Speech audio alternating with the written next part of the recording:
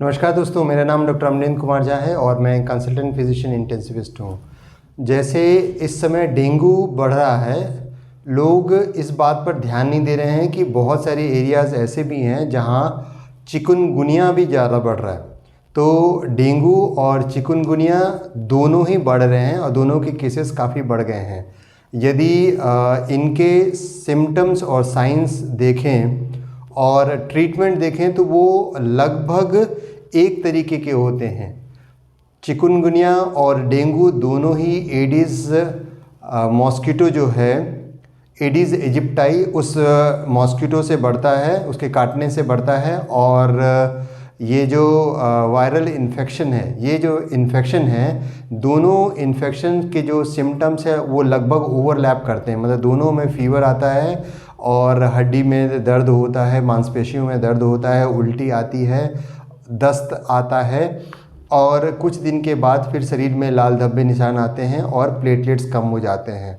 हाँ ज़रूर, चिकनगुनिया में जो प्लेटलेट्स हैं उनकी मात्रा उतनी नहीं कम होती है, लेकिन प्लेटलेट्स उस चिकनगुनिया में भी कम होते हैं। जब सिम्टम्स एक जैसे हैं तो इनको जो डायग्नोज करने हैं पड़ता है वो एक डिफ़िकल्टी है।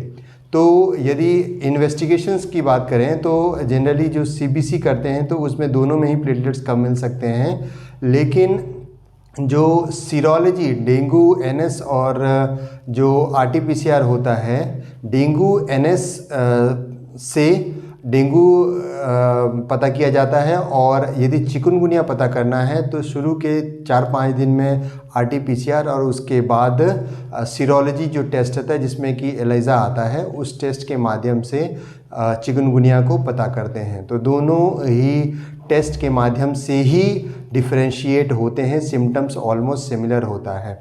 एक जो चिकनगुनिया में जो थोड़ी डिफरेंशिएटिंग सिम्टम्स होते हैं वो क्या होता है कि जो जोड़ों में जो दर्द है वो कितनी बार जब मरीज़ ठीक भी हो जाता है तो भी 6 महीने साल भर के बाद वो दर्द हर ठंडी में उस दर्द को आता है। वो जो दर्द होता है वो हड्डियों में और जॉइंट्स में होता है।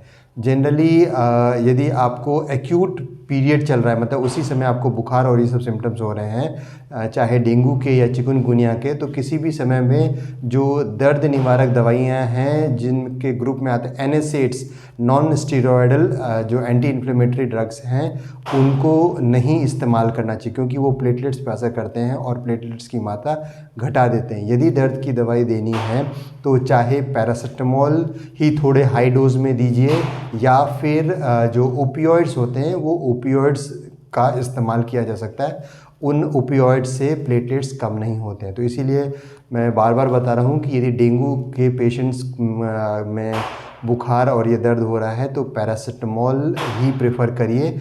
यदि उसके बाद भी आराम नहीं मिलता है तो फिर ओपियोइड मेडिकेशंस यूज़ कर सकते हैं। किसी भी कारण से जो ब्रूफेन, बोवरन जो टैबलेट्स हैं ये सब बिल्कुल इस्तेमाल नहीं कर सकते हैं। एक बार जब चिकनगुनिया से आराम हो जाता है तो चिकनगुनिया में जो हड्डियों में जो दर्द रहता है उस दर्द को दूर करने के लिए जो आयुर्वेदिक प्रिपरेशंस होते हैं उनको इस्तेमाल करिए, क्योंकि जो एलोपैथिक प्रिपरेशंस हैं, चाहे आप डाइक्लोफेनेक का जो जेल रहता है वो भी शरीर में जाकर फिर उनकी प्लेटलेट्स की मात्रा कम कर सकता है। तो जनरली जो एक्यूट फेज़ में ये जो डाइक्लोफेनेक जेल सब है उनको भी इस्तेमाल नहीं करिए, लेकिन जो आयुर्वेदिक प्रिपरेशन है तो होते हैं उनको इस्तेमाल किया जा सकता है। गर्म और ठंडी से सेकाई की जा सकती है जिस जॉइंट्स में पेन है, और पैरासिटामोल और ओपियोइड मेडिकेशंस हैं उसका इस्तेमाल हो सकता है। तो ये जो इन्फॉर्मेशन मैंने आपको बताई है, होपफुली ये आपके लिए मददगार साबित होगी डेंगू और चिकनगुनिया के ट्रीटमेंट को समझने में और ट्रीटमेंट से अपने को आराम देने में। धन्यवाद।